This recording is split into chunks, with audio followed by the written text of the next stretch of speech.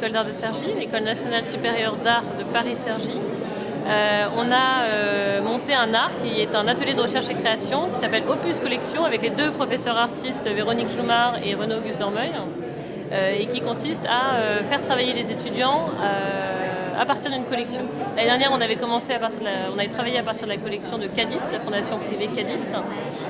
Et cette année, on avait décidé de travailler à partir de la collection privée des Bilarans, donc ce couple de collectionneurs qui a ouvert un lieu qui s'appelle le Silo il y a 1 an à Marines dans l'Oise. C'est un ancien silo complètement retapé, magnifique.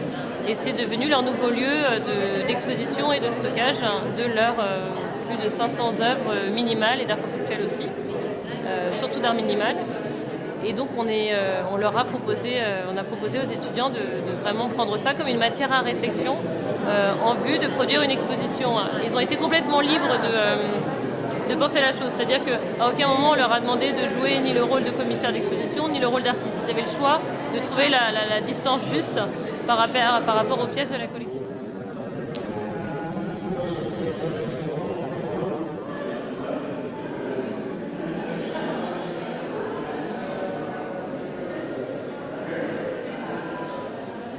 Dans mon travail, il y avait déjà une part dans la pratique et dans la démarche liée aux références en fait. Donc c'était pas anodin de participer à cette exposition, à ce travail avec Véronique Joumard et Renaud-Auguste Dormeuil et Mathilde Villeneuve.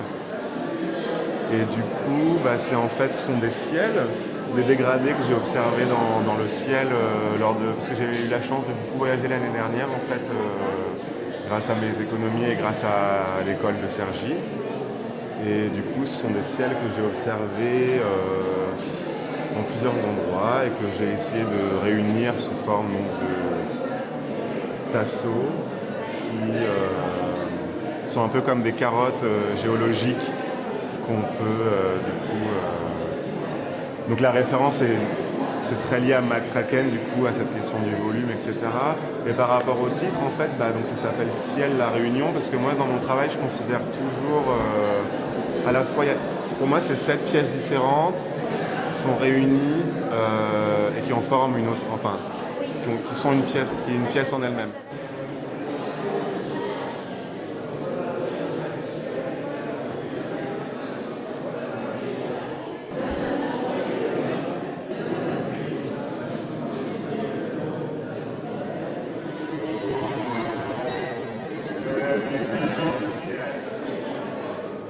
Et donc en fait de là est venu le titre, intrusion, puisqu'en fait c'est une double intrusion, dans le sens où c'est des avions militaires sur un ciel, donc une intrusion par la figure, disons, et ensuite une intrusion dans l'exposition, puisqu'en fait c'est l'intrusion de la peinture figurative dans une exposition d'art minimal.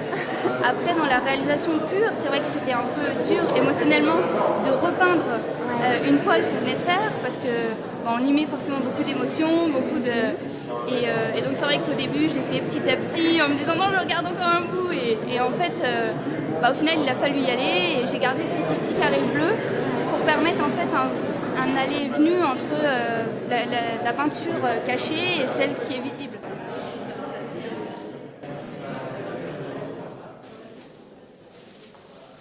On a choisi de réagir par rapport à une œuvre d'un artiste américain, californien, qui s'appelle John McCracken, qui est décédé récemment, et qui fait beaucoup d'œuvres comme celle-ci, mais beaucoup plus brillantes, et à base de résine polyester. Donc nous, notre objectif sur ce travail-là, ça a été d'essayer de reproduire de la manière la plus fidèle, de manière très scolaire et très appliquée en fait, une œuvre minimaliste, parce que souvent quand on parle, souvent on voit des gens par exemple qui reproduisent des tableaux, des gens qui reproduisent des sculptures figuratives, et c'est vrai que l'art minimal, on en parlait ne serait-ce que tout à l'heure, c'est pas quelque chose qu'on a l'habitude de reproduire un peu comme dans le souci de faire comme le maître.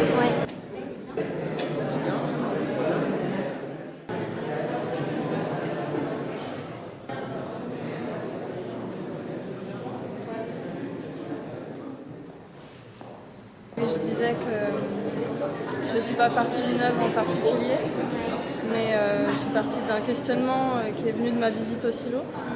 un questionnement sur l'art minimal et quelle est la place de l'intimité de l'artiste et de sa personne dans son œuvre. Ouais. Et par ce contrepoint, j'ai fait ce travail de masque abstrait.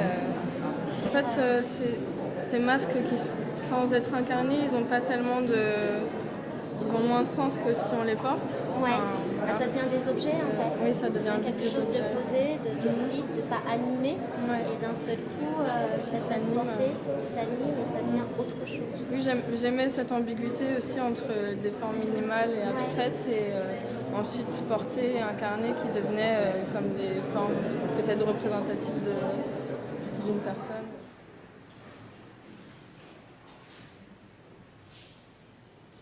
Les frondaisons touffues des acacias cachent le sol. C'est à peine si l'on distingue leur tronc.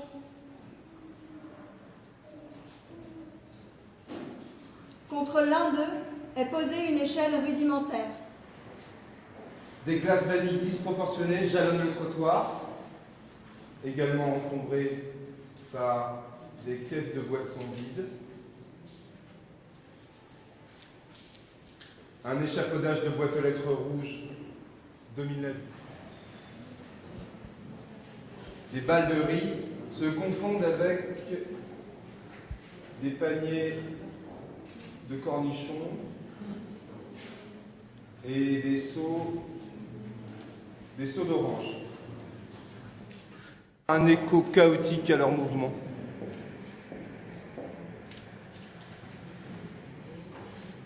L'entraîneur traverse le champ rapidement, un porte-voix à la main.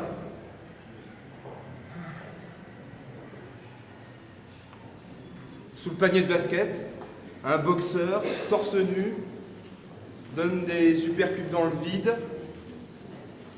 tandis que dans les cages, une dizaine de personnes rangées comme des sardines sautillent en même temps. Un éléphant de la taille du Taj Mahal galope vers la mer. Où les avions ressemblent à des mouches.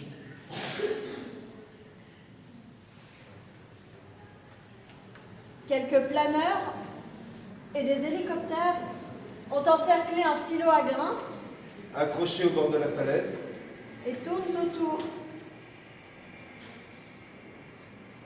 au-delà des moulins à vent hollandais, Des montgolfières vertes survolent les montagnes enneigées. découvrant tout à coup une exploitation pétrolière suréquipée. Un échafaudage de grues se dresse devant la raffinerie aux flammes bleues. Entourés de camions-citernes qui vont et viennent sans répit. C'est une pièce qui s'appelle Landscape ou Speech for a Daylight Factory. Et je l'ai écrite, je m'appelle Gloria Mazzo et j'ai engagé Alain Wagner pour interpréter le texte que j'avais écrit face au paysage que m'offrait le Crédac. Face au paysage d'Ivry, j'ai écrit un texte avec des éléments forts comme la barre d'immeuble ou la longue route qui va vers l'architecture de Jean Renaudy. Et ces éléments-là, ils sont en collaboration, dirais-je, avec des éléments du jeu vidéo Katamari, qui est un jeu vidéo où on est une petite boule au départ, et plus on avance dans la ville, plus on agglutine les objets, et on devient une plus grosse boule qui peut agglutiner des objets plus gros, comme des voitures, puis des immeubles, et on arrive à l'atmosphère. C'est comme ça qu'on termine avec une sorte d'envolée lyrique, avec des cosmonautes dans la thermosphère, et en suspens, comme nous on est.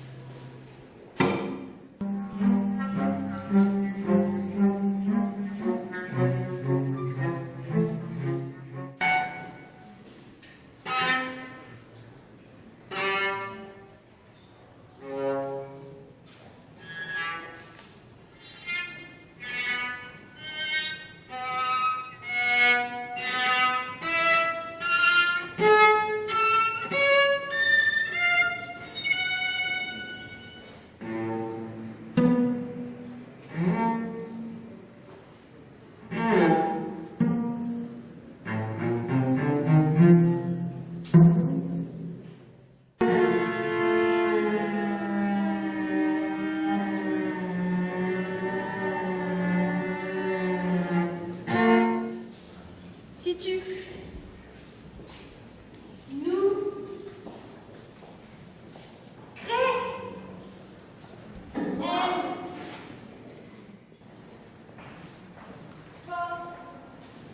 Crée.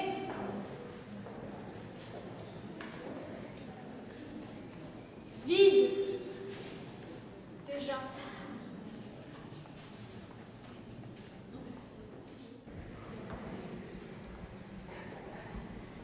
Écho. Moi.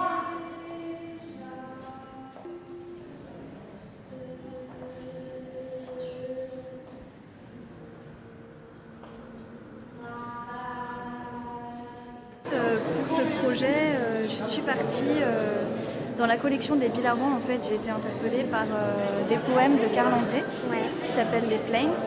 Et en fait, c'était surtout la manière dont ils étaient situés dans la page, en fait, et à quel point ça formait. Enfin, pour lui, les mots sont vraiment des sculptures autant que ces sculptures qui sont posées au sol.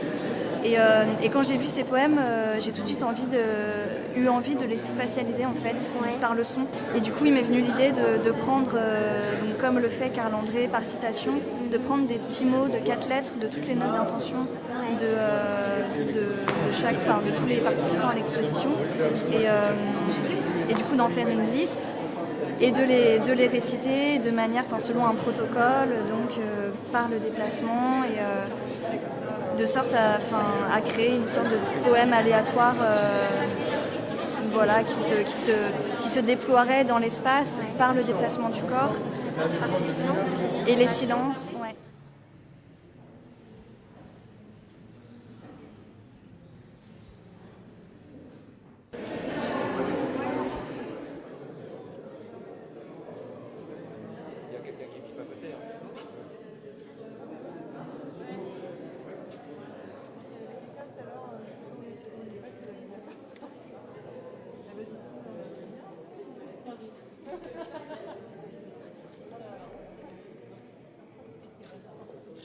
Moi, c'est filmé, c'est entendu.